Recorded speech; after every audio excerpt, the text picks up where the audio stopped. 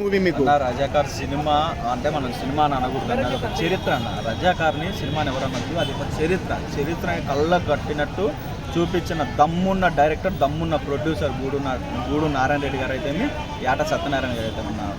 అస్సలు రజాకార్ సినిమా మీరు చూస్తుంటే ఒకసారి చూడండి అన్న, ఖచ్చితంగా ప్రతి ఒక్కరు చూడాలి. ఒకసారి చూస్తే ఒకటి గూస్ బంప్స్ వస్తాయి అన్న.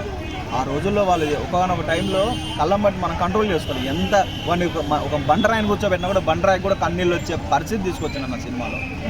రజాకార్లో ఆ రోజుల్లో వాళ్ళు చేసిన ఆకృతాలు అంటే రజాకార్ల వ్యవస్థని నడిపించింది మాత్రం నైజాం రాజులు.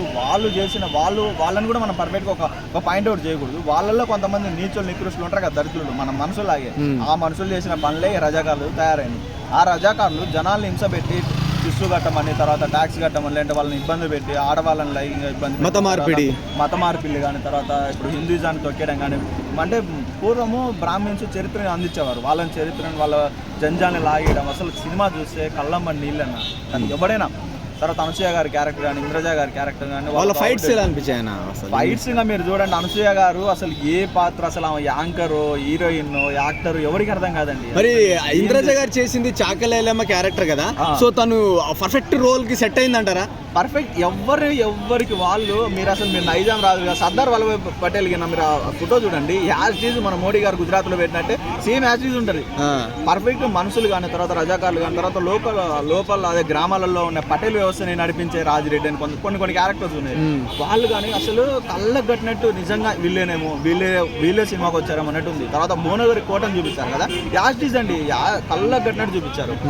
నిజంగా ఇప్పుడు పోయినసారి ఆ ప్రభుత్వం ఆపాలని చూస్తుంది. మీకు అందరికీ తెలుసు, మనం కేసీఆర్ గారి ప్రభుత్వం ఉన్నప్పుడు తెలంగాణలో రజాకార్ సినిమా ఆపాలని చూసారు. కేటీఆర్ 4 సార్లు చెక్ చేయండి, సెన్సార్ వాళ్ళు పాటించండి, ఇచ్చోళ్ళ జనాలు నువ్వు చేస్తుంటే నీ ప్రభుత్వం ఉన్నప్పుడు నువ్వు ఆపిన ఇప్పుడు ఆపమని చేతనైతే ఒక చరిత్రను ఆపడం ఏంటండి? ఆయనకేం సంబంధం అసలు? ఆయన ఏమన్నా రజాకారా?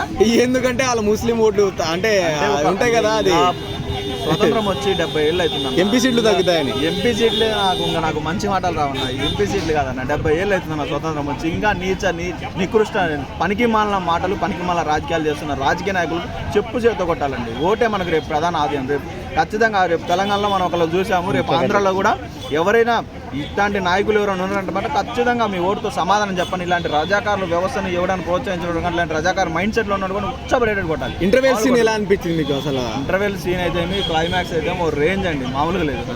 అసలు మనం నాగలి పట్టుకొని పొడిచేది, నాగలి పట్టుకొని కాదండి, చిన్న పిల్లోళ్ళు అన్నం పని తెలియని 5-6 ఏళ్ళ పిల్లోడు పోరాడిందండి. సిగ్గుచారం లేకుండా మళ్ళాంటి వాళ్ళు ఇంకా కూర్చొని ఎందుకు ఇంకా మాట్లాడలేని పరిస్థితి. అలాంటి సిచ్యువేషన్లలో చూస్తూ ఉన్నాము. ఇంకా సండేలో ఏమైనా సినిమాలో పోదామా, మళ్ళాంటి యూత్ ఏమో ఏదో 4 ముద్దులు 5 అగ్గులుండే సినిమాలో పోతారు. కొంచెం ముసలి అయితే ఏదైనా కామెడీ సినిమాలో పోతారు. ఇంకా కొంచెం ఏజ్డ్ వాళ్ళు అయితే ఏదో రామాయణం పారాయణం చూడాలండి. కానీ ఇలాంటి రజాకార్ వ్యవస్థ ఒక చరిత్ర వాళ్ళకు కూడా తెలియదు కదా, వాళ్ళకు కూడా నిజం తెలియదు. చాలా మంది ఏపీ వాళ్ళకి తెలియదు. అంటే ఇప్పుడు కొంతమంది ఏపీ అని కాదండి, భారతదేశం అండి. రజాకార్లు not only AP not only తెలంగాణకి పరిమితం కాదండి. వాళ్ళు ఈవెన్ గుజరాత్లో కానీ, అహ్మదాబాద్, సికింద్రాబాద్, ఔరంగాబాద్, చాలా ప్రతి చోట, జమ్మూ కాశ్మీర్ నుండి కానీ, తర్వాత వాళ్ళ ఫండ్స్ ఎక్కడి నుండి తెచ్చారు అన్నీ తెలుసు, అక్కడి నుండి తీసుకొచ్చారండి. అది రజాకార్లు అట్ట చేశారు.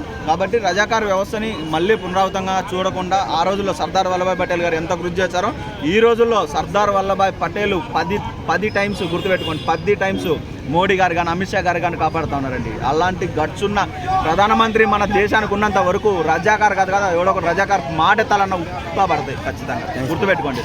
Thank you.